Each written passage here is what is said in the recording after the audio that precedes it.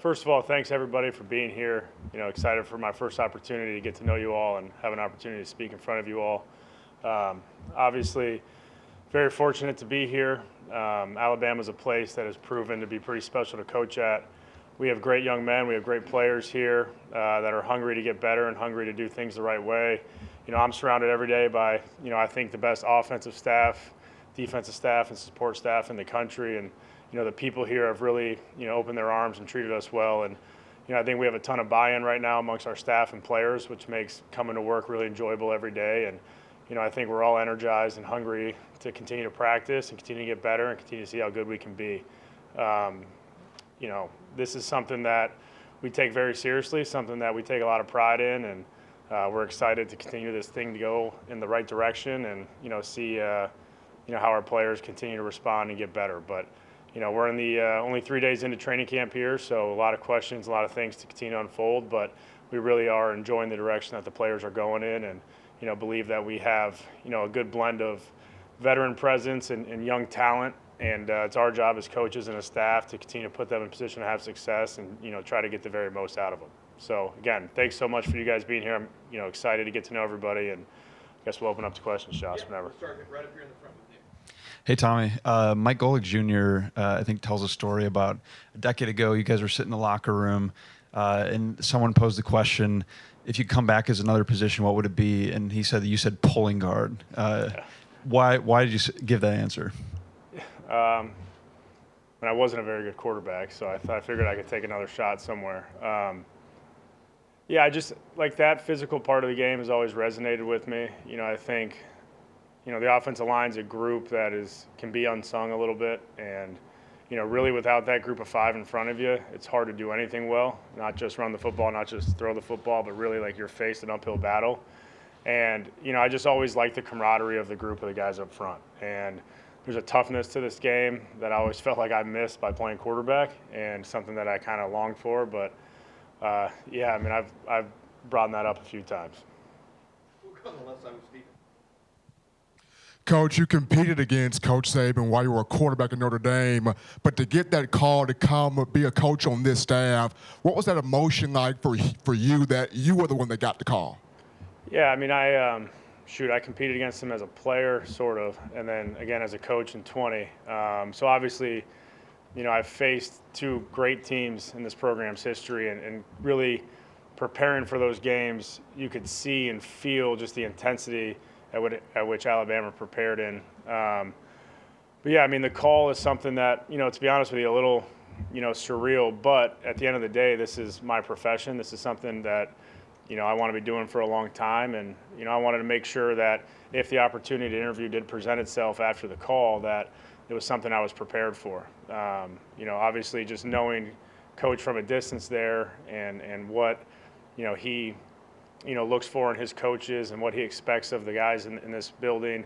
I wanted to make sure that I was fully prepared to, have an opportunity that, was presented to me. And, you kind of try to flush the emotion as quickly as you can and just, take it as, another interview, because that's really what it was, and try not to let any of that other stuff, cloud your judgment or mine. Coach, in the past, rather offensive coordinators that have been here, like Brian Daboll, Mike Loxley, obviously Bill O'Brien, they say Coach Saban wants you to learn the offense as opposed to bringing in your own system. Is it almost like going back in time and learning a whole new offense, and how steep has that learning curve been for you? Yeah, first of all, I think it's the right way to do it. There's been a system in place here for however many years, and you have players here that are familiar with terminology, with what you're trying to accomplish. And so to say one guy's going to come in here and change everything would be the wrong way to approach it. I full-heartedly agree with that.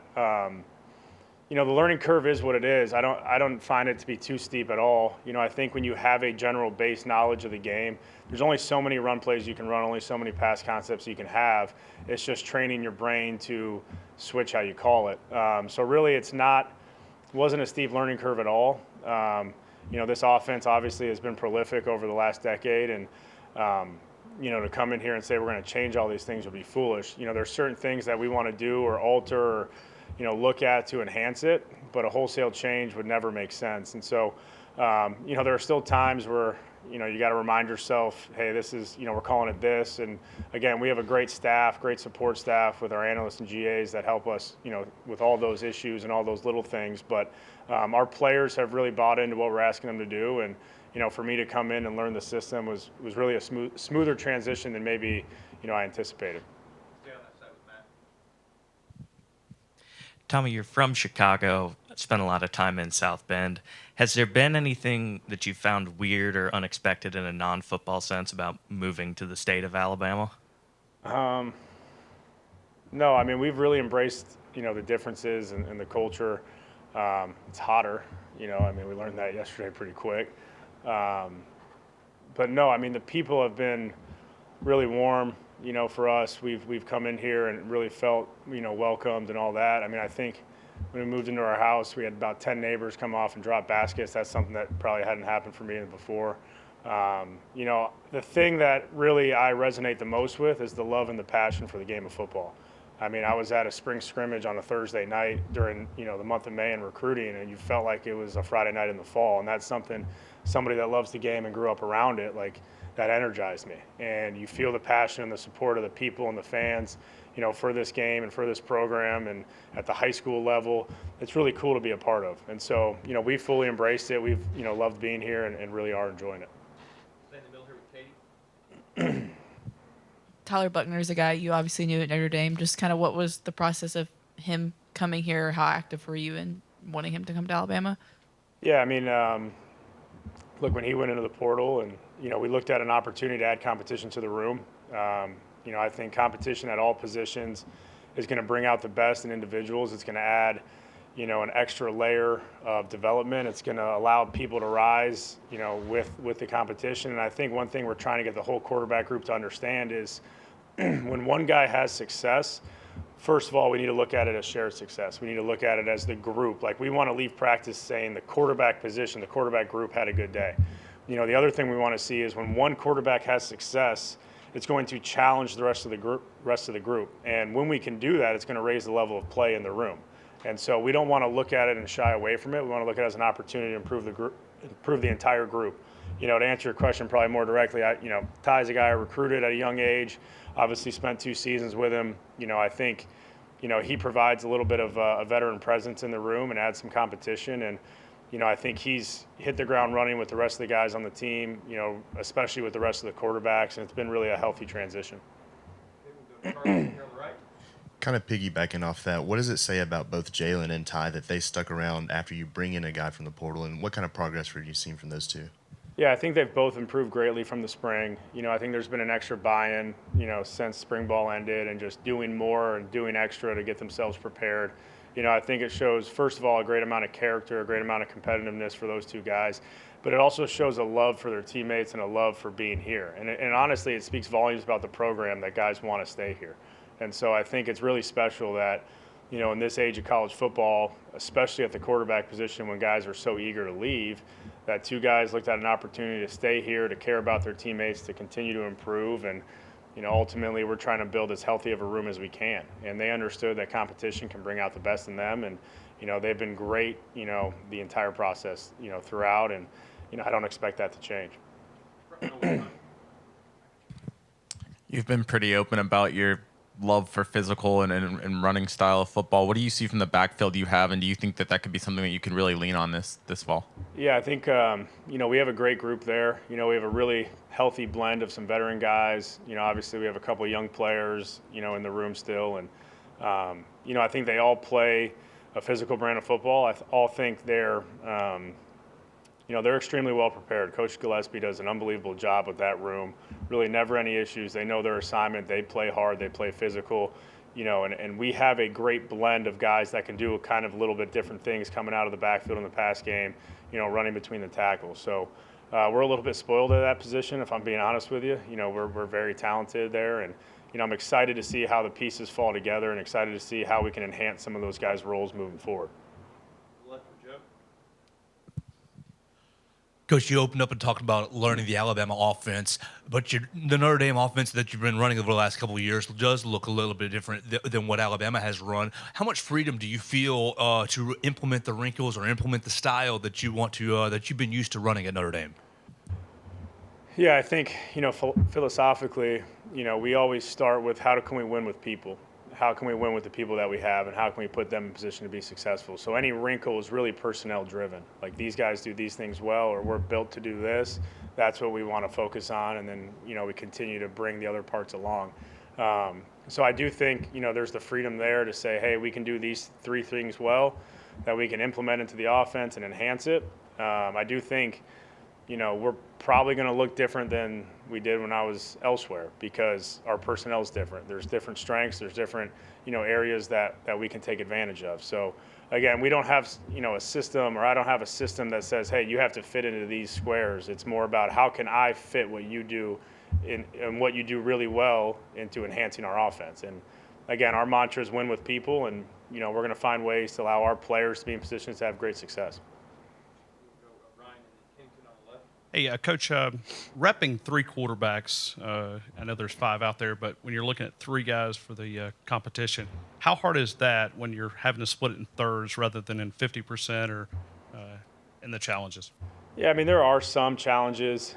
We practice in a way that there are, plenty of opportunities and reps for all those guys to get. I think the thing I'm fortunate for is our quarterbacks understand it, and they, don't have any egos, and they're, we're trying to tell them, hey, when you're in there, you're the guy, and we want you to own those opportunities, own those reps. And so they've bought into that. They've been supportive of one another. Eli and Dylan are still getting plenty of reps. We're really repping five guys right now, which is, probably really rare. You go across the country, probably nowhere in the country is repping five guys. But the way we practice, the way we give our guys opportunities, it allows for that to happen. And our players have bought into it. And, we have had opportunities to give them, longer chunks of plays to get them into a rhythm. Sometimes it's a little choppier, but, we want to make sure that, we're mixing up how we're rotating. We're mixing up the different periods that guys get so that they're exposed to different situational football. And, again, our players have made it easy for me because they've been receptive to it, and they just want to make the most of every opportunity they've had.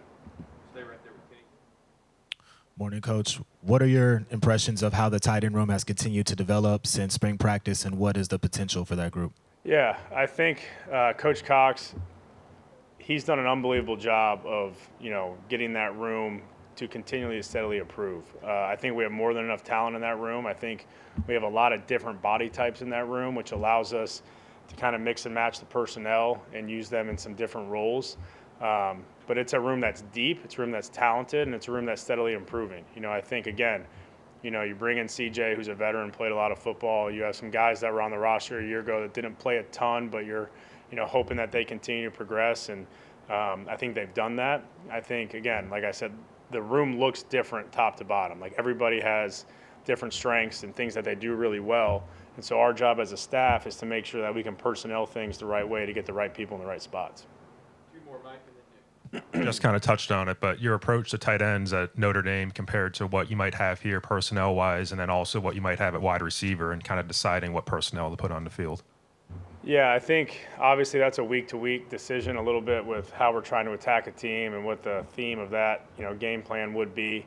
Again, I think our tight ends are plenty talented enough here right now to feature them in some things, but again, we have a deep receiver room that's talented as well. So that blend of, how can we be, still a physical brand of football with the personnel we have on the field, but also understand that, we have some wideouts that can really break games open. And so, again, as a staff, the blend of personnel and the way we use it and the way we can keep a defense off balance by looking different play to play is something that, we want to have, at our disposal. And so, I think we have tight ends that can do a lot of different things for us. We have plenty of wideouts that can go make plays and put them in position to be successful. And, we were fortunate at Notre Dame to have good tight ends, but I don't really see it any different, with the group we have here. Finish up with Nick. How do you go about building a relationship with a quarterback? Yeah, not different than probably any other relationship that matters, in your life. I think, it has to be built on, you got to relate with people. You got to be honest with them. You got to build trust from an early onset. You got to find something off the field that you can connect with so that they don't feel like it's always just transactional, right? There needs to be an actual caring relationship there. And so, I think early on, you show them that you care. You show them that you want to build trust. You show them that, you're going to put the expectations, at a high level and hold them to that all the time, and that's what they want. But then you got to have moments too away from the game where you can have a relationship based on other interests and other things that they're into. I do believe that the relationship between a play caller and the quarterback is as important as anything, and so they got to be an extension of what we're trying to do as a staff. And I think the only way you can get there is if there's full trust and it's a two-way street between the play caller and the quarterback. All right, guys, thanks so much.